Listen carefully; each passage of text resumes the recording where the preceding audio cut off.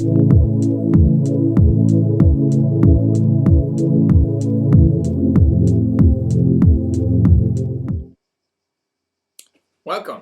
and thank you for clicking on the Signano Vernaccia di San Gimignano. When we talk about Vernaccia, we talk about Tuscany. So here's the map again.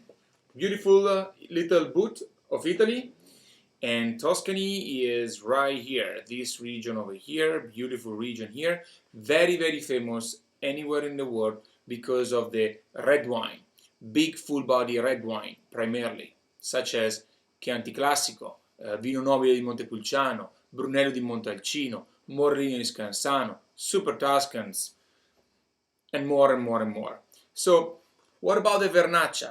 Vernaccia is a white grape. They give also the name of this beautiful white wine, Vernaccia di San Gimignano. I enjoy to call the Vernaccia the white ambassador of Tuscany.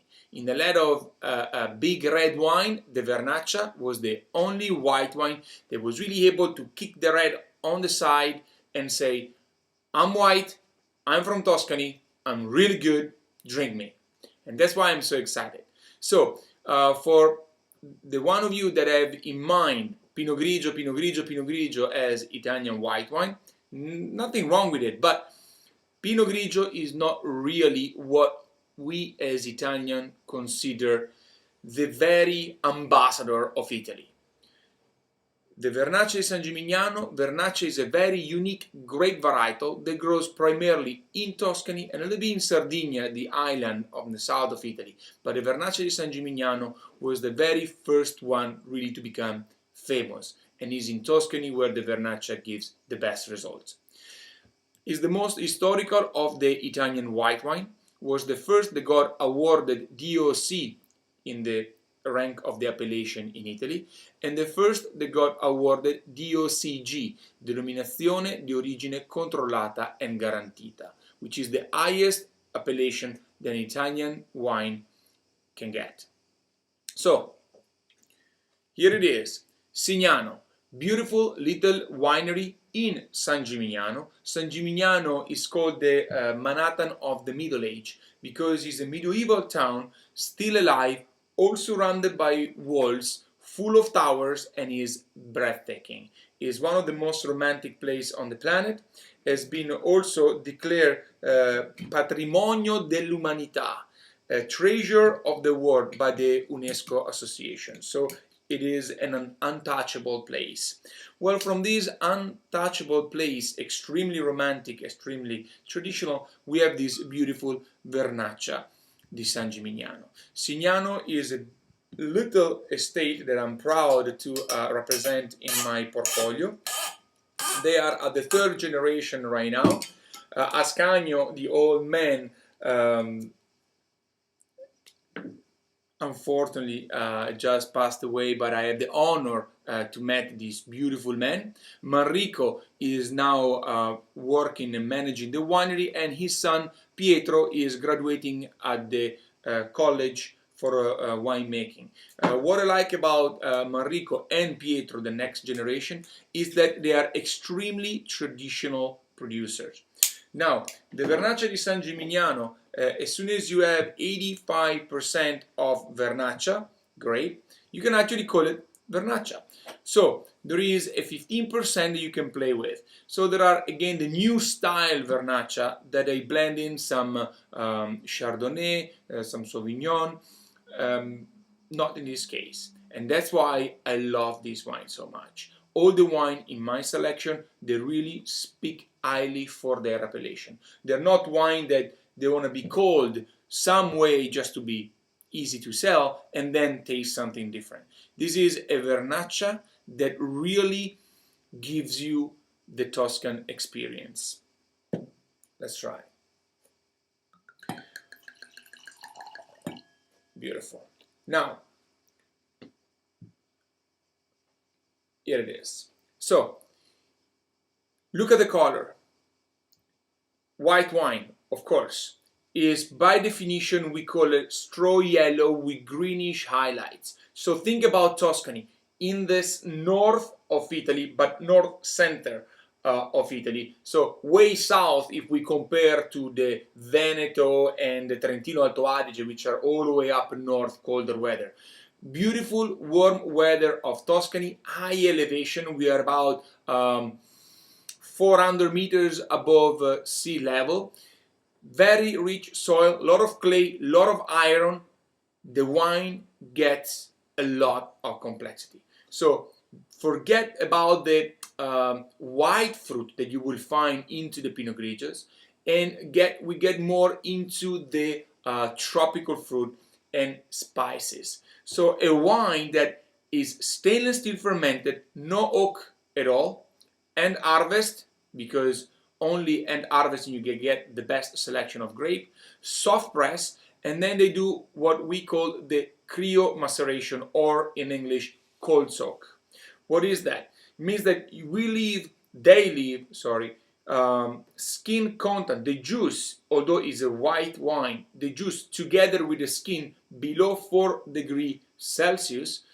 In that temperature there is no fermentation allowed, but the juice get all the flavors out of the skin without getting the color, because the white color is extremely delicate and is the one that can oxidize.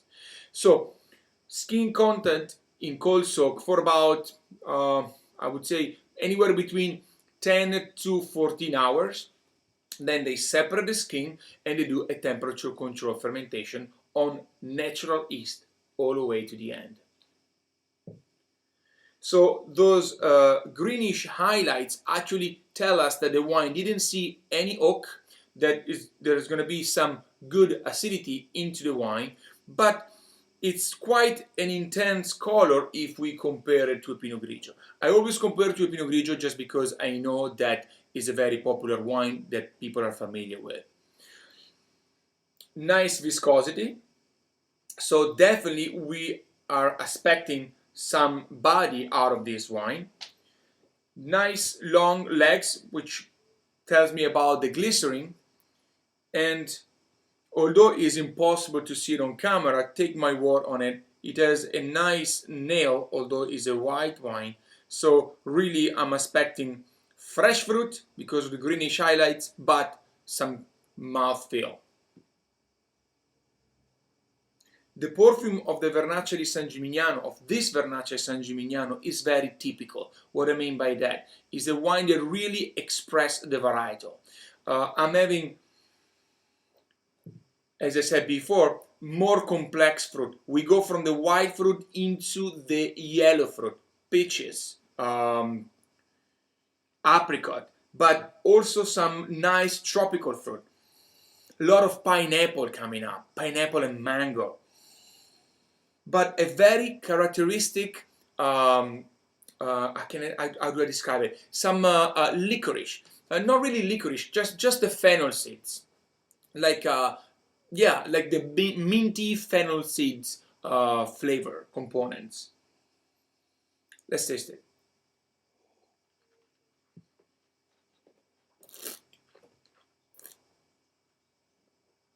In the mouth, the wine is absolutely dry, so there is not residual sugar in this wine.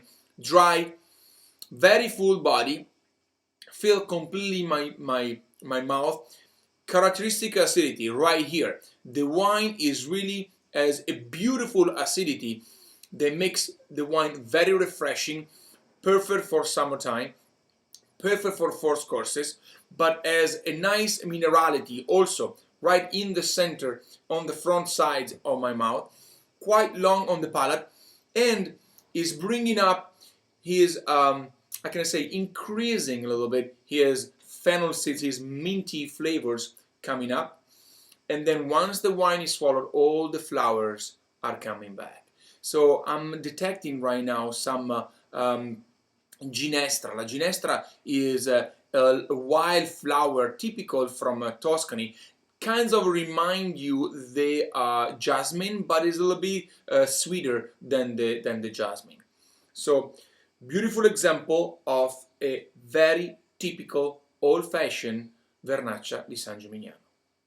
One thing about this beautiful label, I don't know if you can get the detail. On the label, there is is a fresco that is inside the Cathedral of San Gimignano that Ascanio, the old man, chooses because it is the temptation of Job from the Old Testament. Well, he says that his Vernaccia is so good they can attempt the saint. So as a warning, he put the temptation of Job on the label. So drink it, enjoy it, but be careful. You don't want to be a sinner.